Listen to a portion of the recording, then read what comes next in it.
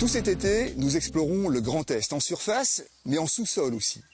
Le bassin ferrifère lorrain était le deuxième du monde, après celui des lacs aux États-Unis. 4 milliards de tonnes de minerais ont été extraites et le réseau de galeries avoisine les 40 000 kilomètres. Derrière moi, l'entrée de la mine d'Ussigny-Godebrange. Des anciens mineurs, mais aussi des passionnés, maintiennent en l'état ce témoin de l'histoire industrielle de la Lorraine. Située à l'extrême nord de la Meurthe-et-Moselle, à la frontière avec le Luxembourg, la mine de fer d'Ussigny fut exploitée pendant un siècle avant de fermer définitivement en 1978. En 1996, 4 copains, adeptes d'archéologie industrielle, décident de la remettre en état.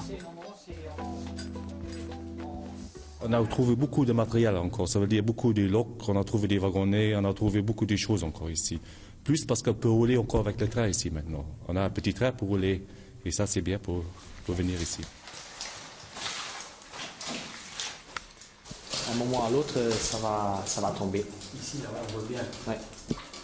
Ça peut durer 2 ans, 3 ans, mais ça peut tomber aussi à un moment à l'autre.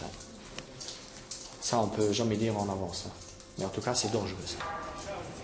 Et en effet, il y a du boulot. Les 4 amis vont se frotter au métier de mineur. Ils réparent le train de fond, acquièrent le matériel nécessaire, chargeurs, purgeuses, boulonneuses. Ils passent tout leur temps libre à sécuriser les galeries et ont évidemment une idée derrière la tête. Un petit musée, un musée de roulage, ça veut dire pas un musée comme maintenant à Neufchâteau, mais un musée de roulage, ça veut dire un musée où on peut rouler avec le train, plus avec une Jeep ou avec une camionnette pour montrer un peu aux gens les kilomètres des galeries, qu'est-ce qu'il faut voir un peu.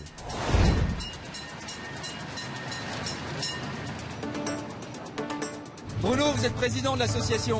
Là, on est en train de rentrer dans le vif du sujet, au tréfonds du fond, là. Alors, qu'est-ce qui vous a pris de remettre cette mine en l'état? Parce que c'est un vrai pari, quand même. Alors, effectivement, c'est un vrai pari, d'autant qu'on n'a pas beaucoup de moyens. On fait ça parce qu'on a notre histoire au cœur. C'est-à-dire qu'on sait combien les mines de fer et la sidérurgie ont marqué tout l'ensemble du bassin sidérurgique du pays haut. Et donc, on sait aussi qu'il existe des musées officiels, mais là, on a quelque chose en plus. Et ce quelque chose en plus, c'est justement la capacité de faire fonctionner des engins comme ça en direct dans le vif du sujet. Oui, c'est ça, c'est pas un musée comme les autres, c'est un musée roulant, comme on dit. Alors, nous, on l'appelle pas musée parce qu'on n'a pas l'appellation musée officielle, mais il est évident que lorsqu'on vient dans la mine de Godebrange et la mine d'Ussigny, on voit des choses qu'on ne peut pas voir ailleurs.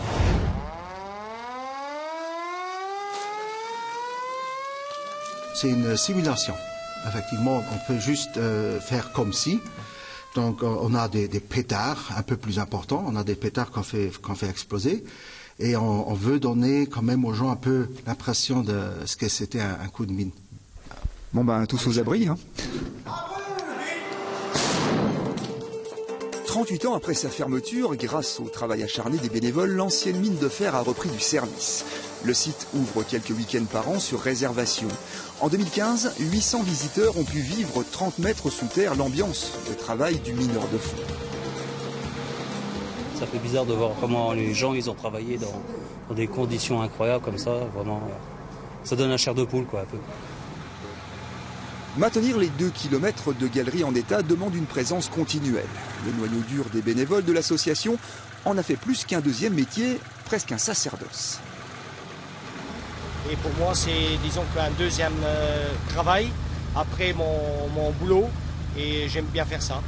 Il paraît que vous passez vos week-ends et toutes vos vacances ici. Oui, c'est presque comme ça que c'est vrai.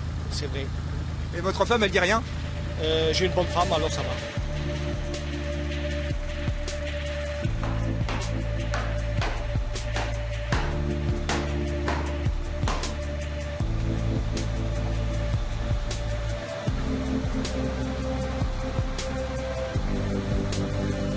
Ici s'achève notre visite.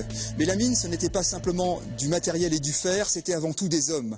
Des hommes qui se sont dépensés sans compter pour que la France puisse tenir son rôle de puissance industrielle. Aujourd'hui, les anciens mineurs portent encore la mine en eux avec la sidérose et en souffrant aussi de l'amiante. On ne pouvait pas clore cette visite sans avoir une pensée pour eux. Demain, nous continuerons notre découverte du Grand Est.